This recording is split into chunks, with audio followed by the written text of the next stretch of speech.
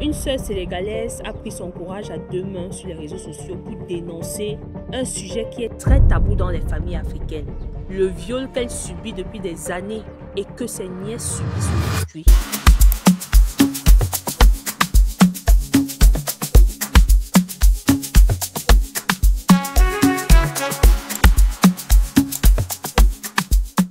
Les amis, je suis tombée sur une vidéo sur les réseaux sociaux qui m'a choquée. Je salue encore ici le courage de cette sœur sénégalaise-là qui s'est dévoilée aux yeux du monde, qui a décidé de parler de quelque chose qui est tabou dans les familles africaines. L'affaire de viol dans les familles, c'est quelque chose de sérieux, les amis. Il y a beaucoup de frères et sœurs aujourd'hui qui sont agressifs, qui ont des comportements dysfonctionnels, qui ont un manque d'assurance en eux, qui n'arrivent pas à être épanouis dans leur vie. Ils n'arrivent pas à avoir des couples stables à cause des traumatismes qu'ils ont vécus dans leur famille. Mon expérience de l'Africain, c'est que par rapport aux autres cultures, en Afrique, on a souvent tendance à regarder de haut les autres cultures. On traite les Blancs de personnes qui n'ont pas le sens de la famille, ils sont ceci, ils sont cela, et on se présente en tant qu'Africains comme des personnes parfaites. On se vante de nos cultures, de nos traditions. Mais il faut reconnaître qu'il y a beaucoup de toxicité, il y a beaucoup d'abus dans les familles africaines. Et ce qui fait encore plus mal, c'est que au nom de la solidarité familiale, au nom de la tradition, beaucoup de personnes dans les familles se sont tues sur les abus que les membres de ces familles ont vécu. Je vous laisse écouter la vidéo de cette sœur, écoutez attentivement. Ensuite, je vais donner mon avis. Là, j'ai toute une série à déballer sur ma propre famille et il faut que ça cesse. Je suis en guerre avec mon frère parce que je défends sa fille. Et depuis que je le défends, personne ne comprend pourquoi je le défends contre son père. Il a l'habitude de tabasser les jeunes enfants qui sont à la maison pour leur mettre dans sa poche pour que les enfants puissent avoir peur de lui, pour qu'il leur viole. Mon frère, il a violé ma soeur Madeleine Ndiaye. Il a violé la fille de Madeleine. Il a violé ma autre nièce qui s'appelle Astou Diop depuis des années. Depuis lors, je me bats parce que mon frère, il m'a violé. Moi aussi. Et pas qu'une fois. Je veux que ça cesse. Je ne vais pas arrêter. Je vais aller jusqu'au bout. Comme vous avez pu le constater, cette sœur a décidé de s'ouvrir, de parler d'un fait qui est en train de miner sa famille. Elle dit dans la vidéo qu'elle a été victime du viol du monsieur qu'elle accuse qui est son frère. Et elle en a marre. Ce qui pousse la sœur à parler, c'est la goutte d'eau qui déborde le vase. Parce qu'après qu'elle a été victime du viol, elle se rend compte que celui-ci continue de violer ses propres enfants, sa fille et ses nièces. Comment peut-on comprendre que dans les familles africaines, un phénomène comme ça se passe et que personne ne dénonce? Il y a plein de cas, je vous assure, comme ça dans les familles. Je me rappelle à l'époque sur les réseaux sociaux, sur Facebook, c'était une jeune sœur du Cameroun qui avait fait une vidéo pour dénoncer son oncle parce qu'elle en avait marre. Elle disait, c'est ce monsieur qui m'a détruit. Je vivais chez lui, il m'a violée. Dans mes vidéos, je parle de l'impact que les colons ont eu sur les problèmes qu'on vit, mais il ne faut pas ignorer que nous-mêmes, nous sommes d'abord les premiers responsables des problèmes qu'on a. Cette histoire de solidarité familiale, c'est quelque chose qu'on doit changer. Il faudrait qu'on comprenne ce que c'est que la solidarité. La solidarité, c'est dans une famille, ce n'est pas protéger un violeur, un prédateur au nom de l'image de la famille. Les familles africaines ont un problème d'image. Dans quel sens? Dans beaucoup de familles africaines, on garde les choses taboues, on accuse, on méprise, on menace même les victimes de viol sous prétexte qu'elles veulent se défendre. On préfère se taire pour garder l'image. On préfère protéger les prédateurs, les violeurs, pour garder l'image de la famille. Et on est surpris qu'aujourd'hui, quand on observe la vie de beaucoup d'Africains, que ce soit dans la diaspora et même sur le continent, on se rend compte que c'est des personnes qui ne sont pas très stables dans leur tête. Les sociétés européennes qu'on critique sont des sociétés qu'il faut le reconnaître, ont atteint un niveau d'évolution. Ok? Certains vont dire oui, mais les Européens ont leur modèle, les Africains ont leur modèle, nous ne sommes pas les Européens. Mais il faut qu'on soit un peu humble en tant qu'Africains. Je trouve que les Africains se mettent beaucoup sur un piédestal des fois. Quand quelqu'un fait quelque chose, on ne dit pas qu'il faut devenir des Européens, mais il faut copier les choses dans ces sociétés qui peuvent nous aider aussi à évoluer, à changer, à avoir des individus qui grandissent dans un environnement étant épanoui. Je vous dis, beaucoup de frères et sœurs africains aujourd'hui ont des comportements très dysfonctionnels dans leur couple, avec leurs amis, leur entourage, à cause, si vous rentrez dans la racine, dans l'origine, vous allez voir que ça vient de la racine et donc de la famille. C'est des hommes qui ont subi des maltraitances dans les familles et tout, peut-être chez leurs oncles, chez qui ils ont vécu, peut-être même de leurs propres parents. C'est des hommes qui ont subi des viols, c'est des femmes qui ont subi des viols. Le problème du viol dans les familles africaines est un gros problème. Ça a existé, ça continue d'exister. Et les personnes dans la famille choisissent de se taire, ils choisissent d'être complices des prédateurs. Le constat que j'ai fait, j'ai remarqué 2 cas. Qu'est-ce qui pousse les familles à être complices parfois des prédateurs qui violent leurs enfants dans les familles? Le premier cas, c'est que généralement, la personne qui viole a le profil de celui qui donne l'argent. Donc, les familles, parce qu'elles veulent manger, décident de protéger le bourreau. Alors, tu vas voir des jeunes filles qui vont te dire « Je vivais sur mon oncle, il passait le temps à me violer. Ma mère, elle a refait sa vie avec un autre homme et mon beau-père me violait. Mais quand j'en ai parlé à ma mère, elle ne me croyait pas. Elle a commencé à dire que je suis une sorcière, je suis ceci, je veux gâter son mariage, je veux gâter la famille. » C'est ce qui se passe dans les familles africaines. C'est des choses qui doivent changer. On ne peut pas protéger quelqu'un, on ne peut pas minimiser la souffrance de notre enfant, d'un enfant de la famille, parce qu'on a faim. Il y a trop de toxicité dans nos familles. Moi, c'est quelque chose qui me fait mal parce que beaucoup de personnes vivent ça, mais ils n'osent pas en parler.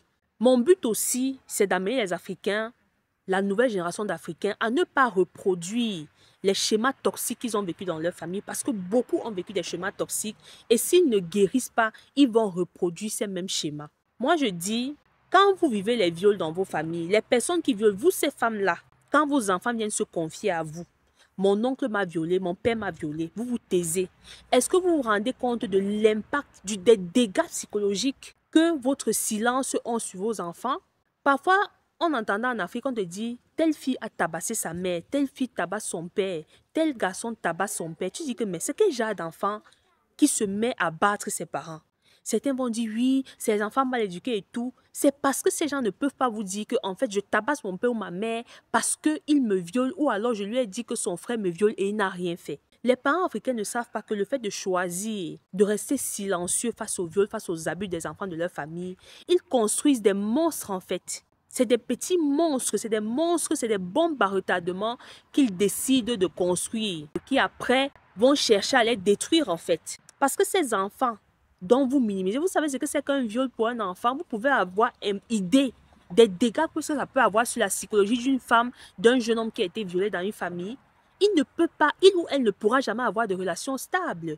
Ça sera un individu qui aura tous des comportements bizarres, violents, agressifs, voilà, non civiques quand il sera au milieu des gens. Beaucoup d'Africains aujourd'hui grandissent déséquilibrés à cause des problèmes de famille, à cause de ces abus dans les familles-là. Ça doit cesser. On ne peut plus accepter les abus, se taire au nom de qu'on veut sauver l'image de la famille. Ils sont nombreux comme ça en Afrique. Les enfants subissent des atrocités. On protège les bourreaux. Parfois, c'est la maman. Parfois, même quand la maman veut aller porter plainte, c'est la famille qui vient encore se mettre sur sa tête. Hey, tu veux gâter la famille? Non, il faut laisser. On va régler ça entre nous. Vous voulez toujours régler les choses en bac. Et vous ne faites rien réellement pour régler ces choses-là. Dans nos pays, on a des lois qui condamnent ce genre d'acte-là. Les lois le condamnent. Il faudrait que les jeunes personnes victimes de viol aujourd'hui en Afrique n'écoutent pas leur famille. Tu te fais violer dans la famille. On te menace, tu en parles à ta mère, à ton père, il ne te croit pas. Va porter plainte avec preuve. Que la famille dise qu'ils vont te chasser, tu t'en fous. Parce que c'est ce qu'ils font. Une mentalité d'abus. Ils appellent toute la famille, les oncles, les tantes. Hein, elle va aller dénoncer tel, ça va gâter la famille, ça va salir le nom de la famille. Vous vous souciez de cet enfant, vous vous êtes soucié du bien-être psychologique, mental. Comment cet enfant va grandir avec ce traumatisme de viol? La maladie mentale est très minimisée en Afrique. Les séquelles psychologiques, la maladie mentale est très minimisée. Et c'est quelque chose qui a détruit beaucoup de personnes. Il faut qu'on apprenne à mettre en avant l'écoute. Déjà, apprenons à écouter nos frères et sœurs. Quand quelqu'un vient vers toi et se confie, ne l'accuse pas directement, écoute la personne. On doit cultiver l'écoute en tant qu'Africain. On doit apprendre à se mettre à la place des gens et comprendre qu'il y a des gens, que ce qui nous affecte même plus en tant qu'être humain, c'est d'abord les troubles psychologiques. Quand dans ta tête tu n'es pas bien, tout le reste ne sera pas bien. Toutes ces mamans indignes qui, parce qu'elles mangent, laissent que leurs oncles violent leurs enfants, qui parce qu'elles mangent, sont complices avec leur mari pour violer les enfants, ou alors parce que souvent, dans le deuxième cas aussi, c'est que, hormis le fait d'avoir l'argent, c'est que ces gens sont dans des choses compliquées, et ils utilisent ces enfants pour voler leurs énergies, on le sait. Et les femmes sont d'accord. Elles sont d'accord que le père gâte ses enfants. elles sont d'accord que l'oncle gâte ses enfants parce qu'elle va avoir ses 500 000 le mois. C'est une honte. C'est ça qu'on appelle valeur africaine. C'est pas ça les valeurs africaines. Hein? Parce qu'en Afrique encore, dans beaucoup de pays, on n'a pas encore donné cette dignité aux gens. La victime qui est la personne que tout le monde doit protéger, tout le monde se met contre elle. Ce n'est pas normal. C'est des sociétés dysfonctionnelles. Donc, de quelle valeur, de quelle tradition on parle exactement quand on parle des traditions de valeurs africaines? On n'a pas de valeurs africaines. C'est ça les valeurs africaines. Le constat que j'ai fait au fil des années, c'est que beaucoup d'Africains vibrent par le bas. On vibre beaucoup dans le bas. Tant qu'on mange, que le ventre est plein, on peut accepter toutes sortes de maltraitances sur nos enfants. On peut accepter que parce qu'on veut, parce que la personne qui fait ça nous donne de l'argent. Ce n'est pas les valeurs ça. Beaucoup sont détruits aujourd'hui à cause de ce fait. Il y en a beaucoup qui par honte ne peuvent pas parler. Peut-être vous en direz plus en commentaire, ceux qui ont vécu ça. Il y en a beaucoup. J'avais fait une vidéo précédente où je disais que vous qui faites beaucoup d'enfants, et ça revient toujours sur le fait de faire les enfants sans comprendre l'environnement où on vit, sans étudier votre environnement. Déjà, beaucoup de pays africains ne sont pas nos pays. Nous sommes les locataires en tant qu'Africains chez nous parce que derrière les régisseurs qu'on a mis là, il y a les Occidentaux qui ont créé un système qui leur permet de se maintenir. Donc, beaucoup de nos pays ne nous appartiennent pas puisque nos terres sont vendues aux autres, les entreprises sont créées par les autres, les étrangers. Alors, qu'est-ce qui appartient à l'Africain? Donc, c'est ça qui est à la base de tous ces problèmes parce qu'il y a une masse de personnes pauvres qui a faim, qui n'arrivent pas à s'en sortir et qui sont prêts à vendre leur âme au diable, à perdre leur dignité pour manger. C'est ça la triste réalité en fait. Pour revenir à la fête des enfants, je dis encore aux Africains, les enfants ne sont pas un objet. Les enfants, c'est des êtres fragiles qu'il faut protéger. C'est méchant de faire un enfant et de ne pas le protéger quand il se retrouve agressé, violé par je ne sais qui. Ça veut dire qu'on a perdu une certaine humanité. Parce que beaucoup de ces femmes-là qui se font violer, les parents connaissent, ils ne disent rien. Alors, à quoi bon faire des enfants? Il ne faut pas seulement encourager les Africains à dire non, faites des enfants, faites des enfants. Les enfants ont besoin d'encadrement. Les enfants ont besoin de protection. Les enfants ont besoin qu'on se sacrifie pour eux, qu'on les protège face aux abus de qui que ce soit. Si ton mari viole ta fille, dénonce-le.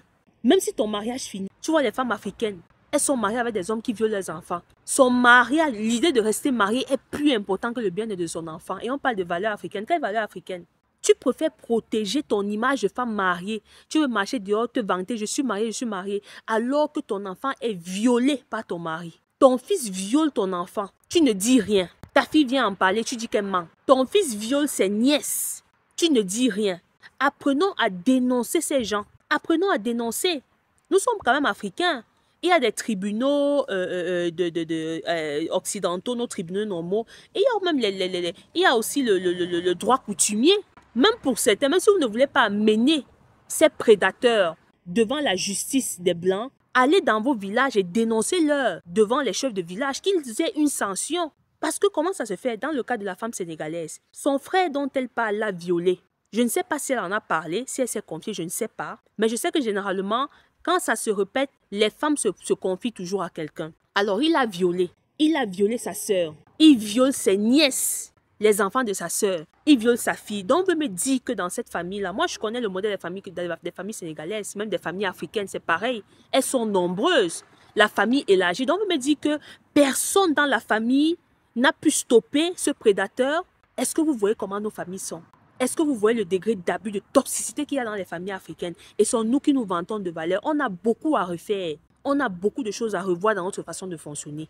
Les enfants africains souffrent dans les familles. Les parents africains n'ont pas été formés à aimer leurs enfants. Ils voient leurs enfants comme des personnes qui leur servent à manger, à survivre. Les Africains font les enfants pour la majorité et voient ces enfants comme leur pension retraite et voient ces enfants comme les personnes qui vont leur faire manger. Donc, j'ai fait ma fille, même si mon frère la viole, il me la viole, mais il me donne de l'argent pour me calmer. Vous voyez les mentalités comme ça. C'est des choses qu'il faut changer. C'est honteux. C'est honteux. C'est très honteux ce qui se passe en Afrique. Donc, vraiment, moi, j'encourage les victimes à dénoncer. Il faut dénoncer. C'est très important de dénoncer. Sinon, on va continuer à perpétrer ces mauvais comportements, ces mauvaises pratiques qui font naître des Africains chaque jour, qui sont dysfonctionnels, qui ont des comportements vraiment de personnes en fait affectées psychologiquement. Quand vous voyez cette dame dans la vidéo, elle est affectée. Elle est affectée, elle n'est pas bien. Ce monsieur l'a détruite et il continue de détruire ses nièces. Et personne dans la famille ne parle. Que les victimes de viol ne se taisent plus. Allez porter plainte, quitte à vous séparer des membres de vos familles. mais vous protégez votre intégrité, vous vous protégez et vous protégez vos futurs enfants parce qu'une personne qui a été violée, qui n'a pas guéri, court le risque de reproduire un schéma de violence physique ou sexuelle sur ses propres enfants ou sur les enfants d'autres personnes. Donc, c'est un mauvais cycle qui se perpétue qu'on doit briser. Dénoncez si vous pouvez. On ne peut plus garder le silence, accepter d'être traumatisé et tout parce qu'on veut protéger la famille. Quelle famille? Une famille qui veut garder l'image alors qu'elle est toxique, ça doit arrêter les amis. Ça doit cesser les amis.